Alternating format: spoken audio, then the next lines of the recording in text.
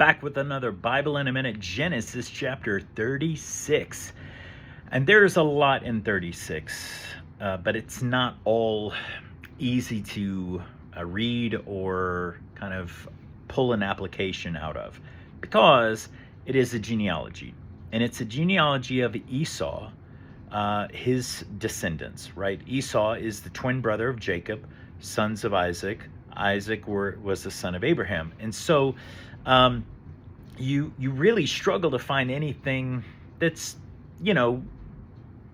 super interesting or certainly applicable to us, right? Except one name pops off, and it's so easy to miss because once we started genealogy, we're like, yada, yada, yada, this guy beget this guy, beget this guy. And we skip the chapter, but there's an important name that appears in that chapter, Eliphaz. Eliphaz. Why is that important? Well, it's listed in Genesis 36, 9 through 11. I'm covering that for a reason, because I want to show you something.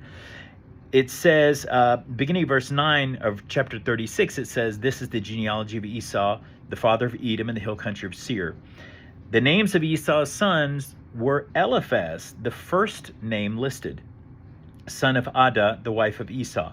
Now, where have we heard Eliphaz's name? In Job, chapter 2, verse 11. It says, "Now when Job's three friends had all heard of the calamities that had overwhelmed him, they all came, each from his own home. Eliphaz from Teman." And in Genesis 36, it says that Eliphaz is from Teman. So why is that important? Because dating the book of Job is the trickiest part.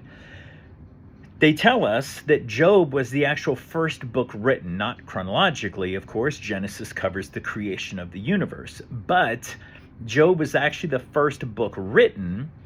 And so, but where do the events of Job take place chronologically? Well, they appear, according to this genealogy, to take place after Esau's firstborn son is born. Eliphaz is Esau's son, and Eliphaz is the friend of Job. So it puts the events of Job around the generation right after Esau. So it's just something really interesting to note. A lot of people, like I said, they see a genealogy and they're like, I am not reading all these names. Because you sometimes forget that these names will appear other places. And so finding stuff like this is really cool when you can find it. That is Genesis 36.